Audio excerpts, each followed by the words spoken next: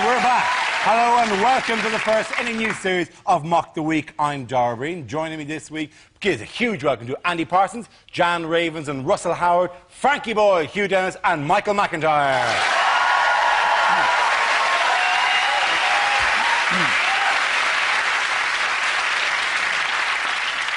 We'll start straight off with the sexiest story, ladies and gentlemen. It's headliners. Here's a picture of Prime Minister Gordon Brown settling into his new office. Wow, feel the energy drain out of the room. Yeah. What does GBTC stand for? Is it Give Blair This Cyanide? Is it actually Give Back Tony's Cup? Is it Grumpy Bunny Takes Control? Is it That's Gordon's... a sex toy, is it? Sorry. Is it... you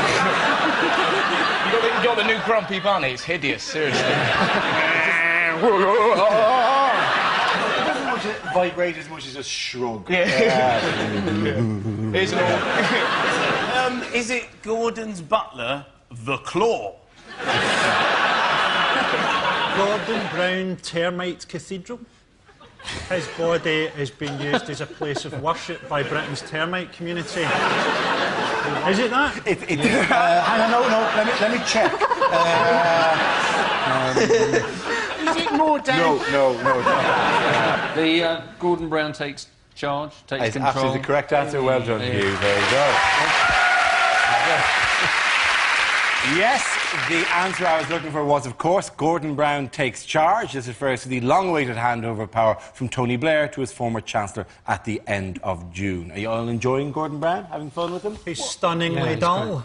Can you imagine what the party was like when he took power? Dry crackers all round and a video of outtakes from songs of praise.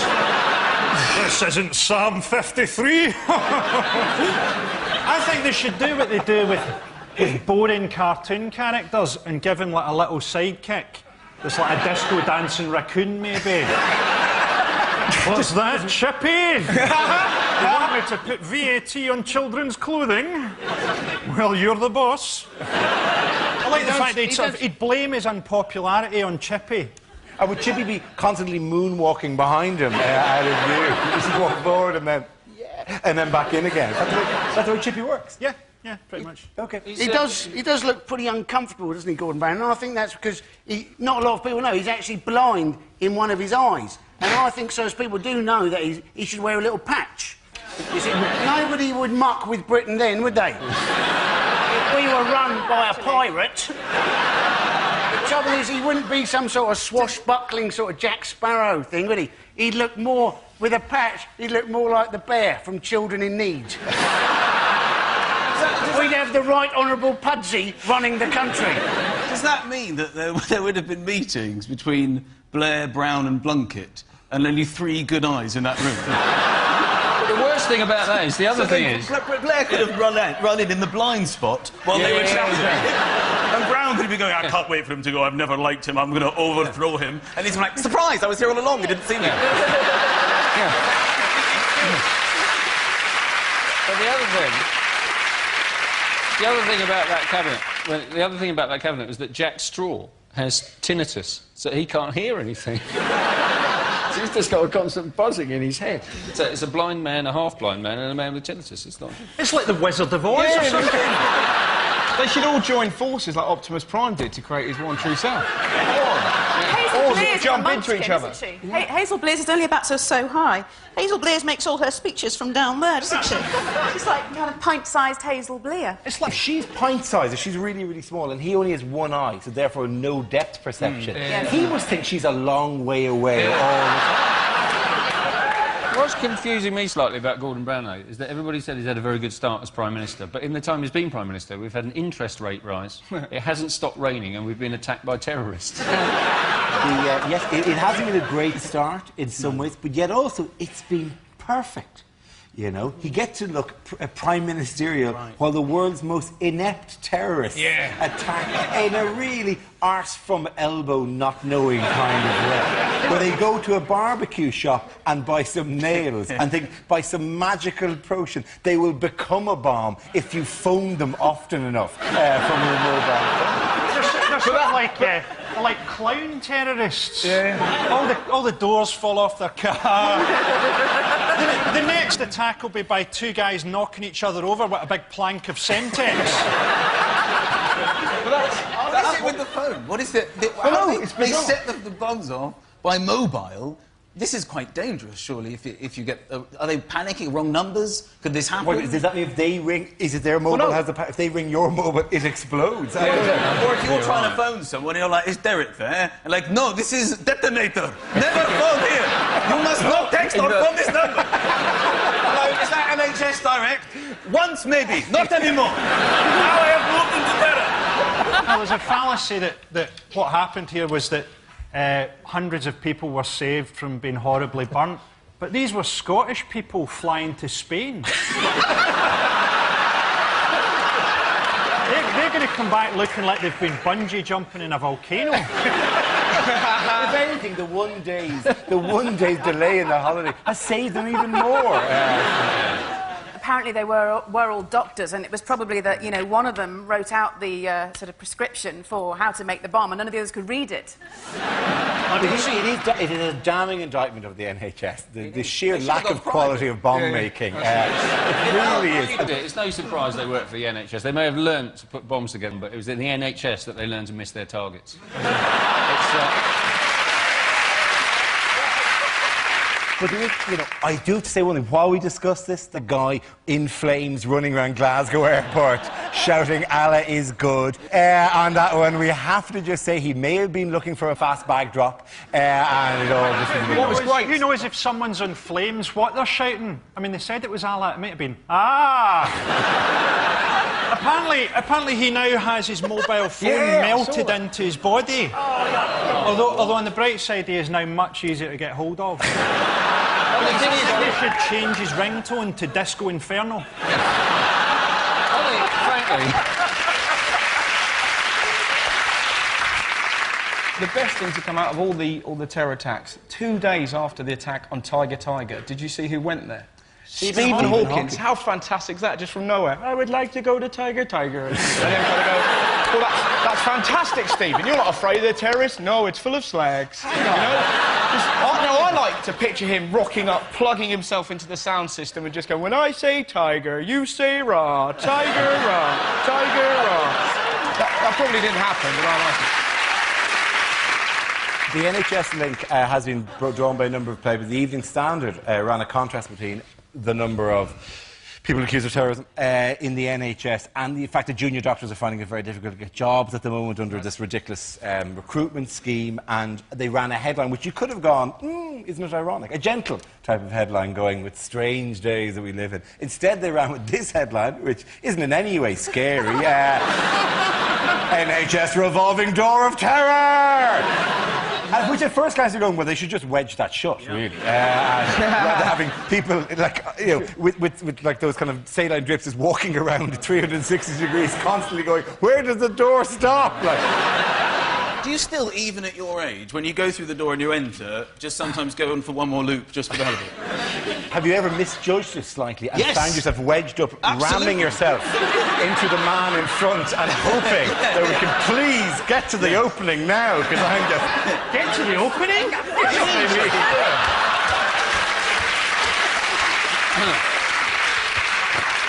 By the way, with a new Prime Minister, why, incidentally, were we still discussing the Blair government this week?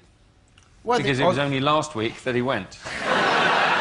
No, seriously, why are we still discussing the Blairs this week? It was Alistair Campbell's Oh, yeah. diary. Indeed it was. I mean, they've just finished on this very channel. It'd be great if he did it in the style of Alan Bennett, wouldn't it?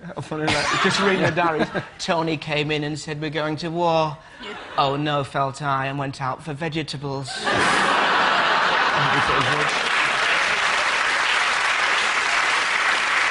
But it's actually a really dull diary, isn't it? He apparently has left out 4/5 of his actual diary because he doesn't want to give David Cameron any ammunition against Gordon Brown. Then why release them now? Why not wait 10 years, 20 years? Well, exactly, but Do that again. Because he won't make as much money. Yeah, this is true. That's exactly. I suppose the question was He's less basically- rhetorical than I expected. Really. He's- Once I said it, there was actually quite a straightforward answer to that particular question. he's actually sexed down his own dossier. What was the most embarrassing thing for Brown in it? Oh, he was stuck in the toilet, wasn't he? Yeah, he was, It's a night...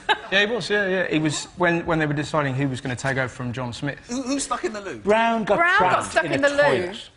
A bathroom, not in the toilet. Wait a minute, Sorry. when they were Like on an airplane because the suction dragged him down. He's scraping, looking for purchase to drag him Exactly. back. He really likes that bit from Trainspotting. coming over. He got stuck in a bathroom and he had to make a mobile phone call to Blair. And Blair had to go and put the key through the window and he had to hand the key out to her. Aren't diaries a sort of weird way to present information in the modern world? Today we lied about our reasons for going to war. Oh look, it's Pancake Tuesday. At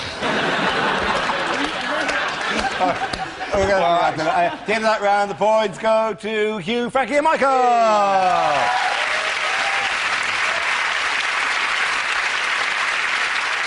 Now we play a round called NHS Revolving Door of Happiness. This game involves Michael, Andy, Frankie and Russell, so if you can make your way to the performance area, please. This is where we test our performers' stand-up skills. We spin a high-tech news generator and it randomly settles on a topic and anyone can volunteer some jokes about the chosen subject. OK, here we go. Let's spin the wheel. It's travel. Who wants to come in on that? Andy Parsons. Now then, it is quite tricky, isn't it, travelling at the moment? You go over to America, they actually fingerprint you now, ladies and gentlemen, but only 2 of your fingers. So provided you've used only 8 fingers to commit a crime, you should be absolutely fine. America, of course, the self-styled home of democracy, when at the moment their current president is the son of a previous president, and it looks like their next president may well be the wife of a previous president. What a democracy, hey, ladies and gentlemen? Say what you like about Britain, but I think we're unlikely to elect Mark Thatcher or Norma Major. Thank you very much, Andy. Right, let's spin the wheel again. The subject is relationships. Yeah, that means relationships, that picture there. Yes, I am in a relationship with my wife. Thank you. We've married for 3 years and we've been together for 8 in total. And supposedly this is enough for her to say to me the other day, quite by surprise, she says, I want to try this thing. My friends have done it. I've seen it on the TV. It's really good fun. Just say you'll do it. I'm like, I don't know what to do, so I can't really agree to that. Just say you'll do it! So I thought, OK, well, I don't want this to be a row. I haven't really said anything yet. So I said, fine, what is it? She said, great! We can write a list. It really took me by surprise of 5 people we're allowed to sleep with. From outside of the marriage. I thought, are you joking? Are you serious about this? It's really good fun! I've already done my list. OK, fine. So I humoured her, so I compiled this list. She gives me her list. I just wanted to run it by you girls, because I felt it was kind of predictable. There were no surprises, usual suspects. George Clooney was #1 on the list. Brad Pitt was on the list. Justin Timberlake was on the list. She's like, give me your list, give me your list. So I give her my list. #1, your sister. Well done, Michael. Thank you very much. OK, Russell and Frankie are left. The next topic is men's health is the next topic, as represented by the knee. The window on the man's soul, the knee. 3 times in my life I've been convinced I've got testicular cancer. Every single time it's been an ingrowing hair. It's... yeah, funny. It's getting to the stage... I need something terminal just to stop me looking like a massive pervert. You know, it's that... There's no way of getting comfy when you're having your balls checked, because the doctor's like, obviously my balls aren't that big. If you sat there going, well, you do appear to have a problem, Mr. Howard. You appear to have camel's gonads. But you don't know where to put your hands, you know? You can't sort of do that or anything. I toyed with the idea of doing that firmly. I've been courageous enough just to go... Thank you very much for your call. Well, now that we've comprehensively dealt with the topic of men's health, Frankie, let's see what you've been left with. I'm guessing sport. They say that the Olympics is going to rekindle English national pride. I mean, come on, for 9.2 billion, you could have written "fuck off Germany" onto the moon.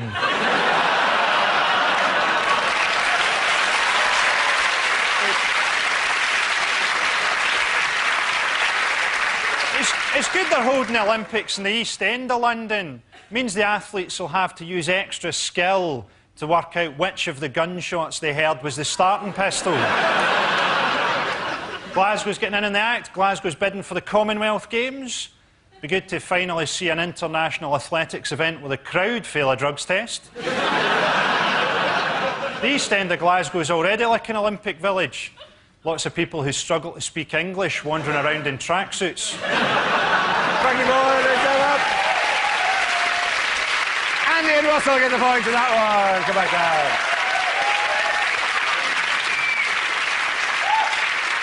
Our next round is called Newsreel. We play in a piece of footage featuring people in the news and ask Hugh and Jan to suggest what's being said. This week, the Queen hosts the Arsenal team. Or maybe if I hide behind this door, she will never see me, so... bollocks. Hello, you're from the Renault commercials. Va-va-voom. That is very funny, your Madge. Let me introduce you to the players. This is Julio. He's here. Why has he got his hand on his halfpenny like that? He's expecting a free kick of some sort. This is Not in the penalty box now. and Edmilson. They are Brazilian. Oh, I like a Brazilian. Philip prefers a welcome mat. Yes, but, you would. yeah. Anyway, this is Jens. He is German, like you. Yes, we don't talk about that. And this is Freddy. He is our best-looking player, but Yes, he has never married. Oh, I think I saw him at one of Edward's parties, actually. Now, look, I want to know... I found this in my attic, as a matter of fact. I wonder if you could tell me if it's worth it. Well, 30 pounds, possibly 30, 20... No, look. Surely Oh, more gosh, than that. it's worth about I a tell fiver. you, he told me 40 quid, the bastard. That is quite ridiculous. You see, those things, they are available on eBay for maybe £2, £3.50. That includes the packaging. They're worth nothing, Your Majesty. Don't talk to the Queen like that. What do you mean? I tell you, people like you where I come from, we rounded them up. And then we took them outside and we chopped their heads off.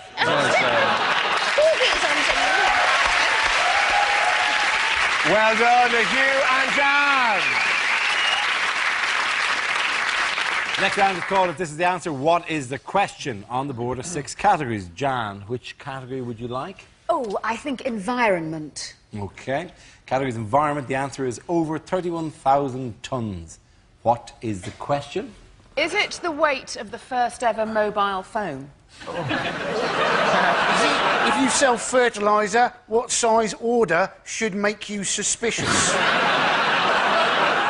If that bomb had gone off, how much cellulite would be spattered across central Scotland?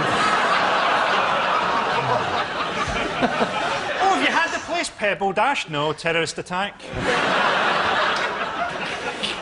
How much weight has Charlotte Church put on in pregnancy? How dare you? I'm sorry. Wrong. Yeah. When Tony Blair was asked how many Iraqis he'd killed, what was his callous reply?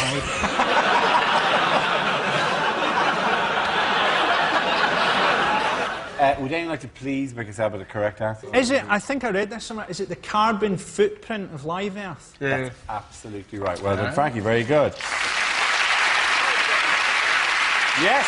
The question I was looking for is, what is the estimated size of live Earth's carbon footprint? This is a calculation done by carbonfootprint.com that, taking into account travel by artists and spectators and energy consumption on the day, the live Earth concerts were responsible for 31,500 tonnes of carbon emissions. Frankly, that's a bit whiny, though, all the same. To go, yeah, they flew in. I really do hate that kind of criticism. There's many things to criticise Duran Duran for. But... Come on, Sting flew in to tell me to stop overfilling my kettle. Well, to be honest, I watched Enrico Iglesias, right, in Live, and I would have been happy for the Earth to explode. What's the weirdest thing? It's Madonna telling you to reduce your carbon footprint. You're like, well, stop flying to buy your children. Just nip down the road and get them. Christ. Yeah, the dollar's fallen. She could buy them in New Orleans.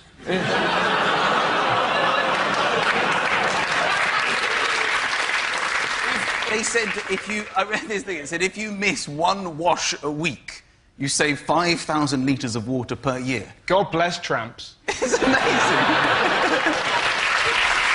They're doing their bit for the environment. One of the facts that I found quite interesting was apparently cows farting is a real problem. Yes. Yeah, apparently, it always has been. Cows let out 400 litres of methane. They're saying, oh, well, we should all become vegetarian. We shouldn't have so much cattle. But I'm thinking, surely that's part of the problem. Cows are vegetarian, isn't it? If we all become vegetarian as well, we'll be trumping ourselves to oblivion. I've looked into it, you know, and I'm quite optimistic about our future environmentally, because I think just at the point where Britain bursts into flames, it's going to be hit by a tidal wave. I think what would be great would be in 20 years' time if the whole Earth bursts into flames and just in our last moments we see a giant alien hand come down with a marshmallow. Oh, it's so difficult to get one of these going, but it's worth it. We just had the wettest June since records began, which is my favourite expression. Because there's this time, it refers to this time when records began. Before there were records, people didn't know what on earth was going on. People just walk outside, it feels different to yesterday. In what way? Are you writing this down? I'm not writing this down. What did you write it down? What about you? You have a pen. I'm busy, I'm drawing, I'm creating. Is somebody going to keep these records? Then somebody thought, fine, enough, I will do this. Records have begun. Now, that first year must have been quite a record-breaking year, don't you think? Every day, another one tumbling. How did the natural world cause problems for the financial world this week? This was great. This was the bloke who tried to rob a bank wearing a tree branch. He dressed up as an ent, effectively, hadn't he? It was almost drama classes. Be a tree, be a tree. But be a tree who wants to rob a bank. This is him. This is him. He wrapped leaves. He got completely the wrong idea of what camouflage meant. I love the fact he didn't get rid of his moustache. That's what's fantastic. I'll just leave that. He walked to the counter wrapped in leaves like this. God. Like, you know, like some sort of god of nature. He seems to have queued up as well. He did. Oh, yeah, he stood in line. With the guy behind him going, well, I'm going to hang around. Is anyone just paying in checks? So what was his idea robbing. then?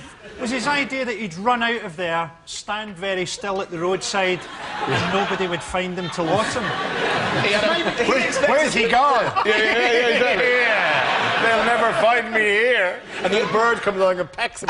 No! You know, they're always supposed to, aren't they, dress up as American presidents. They're supposed to have the mask. Maybe somebody suggested that he'd dress up as Bush, and he completely misunderstood what was going on. What other form of eco-friendly travel was in the news this week? Was it the Tour de France? It was, of course, the Tour de France. Hugh, tell him what you're doing. What are you doing? I'm not cycling this. I'm cycling a stage of the Tour de France. You're not. The day before you're supposed I to cycle come in an here. amateur stage of the Tour de France. But It's an not. I'm amateur cycling with the other 169 good cyclists. I'm cycling with 6,000 Frenchmen. When you say amateur stage, have you got stabilisers on either side? Where is it? Well, it's in France, strangely enough. And Why are they in France now? How do they get to France? Cycling, Michael! Cycle! How do they get across the channel? They've been on a ferry. They're there now. They're in Do they Belgium. pedalo? Yeah. Oh, that would be... Do they all get off the bikes and jump on pedals? OK, give that round.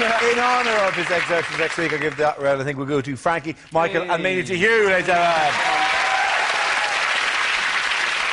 Now we come to our final quickfire round called Scenes We'd Like to See. This is for everyone, so if you can make your way over to the performance area, please. I caught ideas for scenarios we'd love to see, and the performers come in with their suggestions. OK, here we go. The first subject tonight is unlikely things to hear at Wimbledon. New balls developing on both the Williams sisters. Well, this crowd have really taken this young Serbian girl to their hearts. They obviously don't know her father's a war criminal.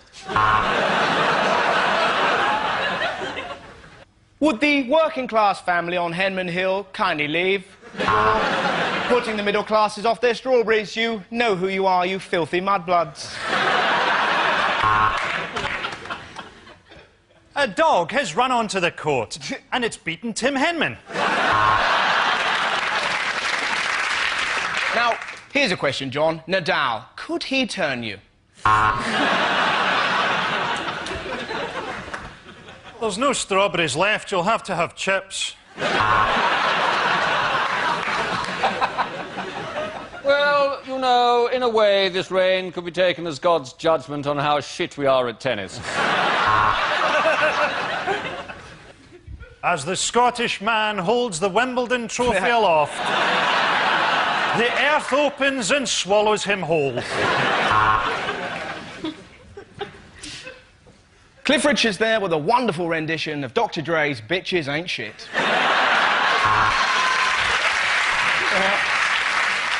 Oh, my goodness, that's a double fault. One for being a woman, the other for being German.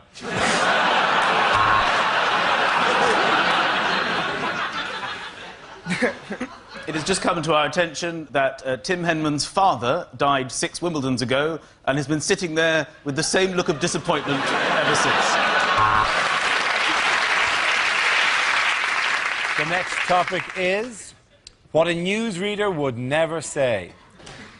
The football scores now, so you might want to look away if you're a woman or a gay.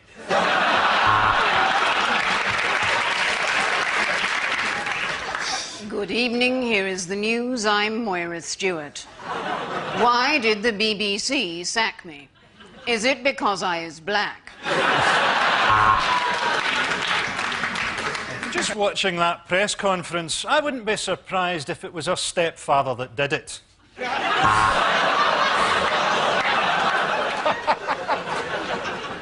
Here's the news at 10. I'm Fiona Bruce. Standing up or behind a desk, it's all the same to me. Press the red button now to operate the vibrating donut I've placed in my trousers. Please. You've sent in your emails and we've been reading them, and my, aren't you a bunch of racist bigots? If you've taped that earthquake to enjoy later and don't want to know how many died, look away now.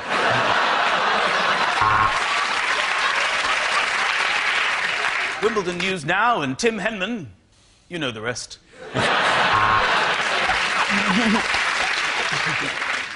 News just in. I'm HIV positive.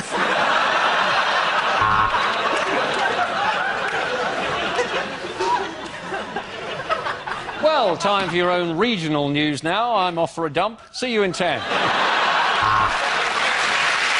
the end of that round, the points go to Frankie, Hugh and Michael!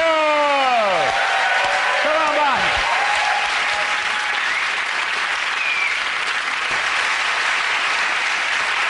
That's the end of the show. This week's winners are Frankie Boyle, Hugh Dennis and Michael McIntyre.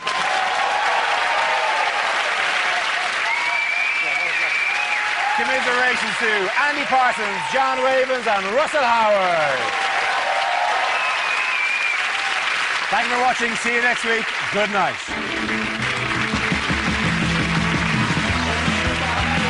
Keep it comedy next on BBC Two, blasting off for a brand new series. The crew are back with Hyperdrive. Then Pensioners with Attitude. Jack and Victor return, losing their cool in the heat. Still game at 10.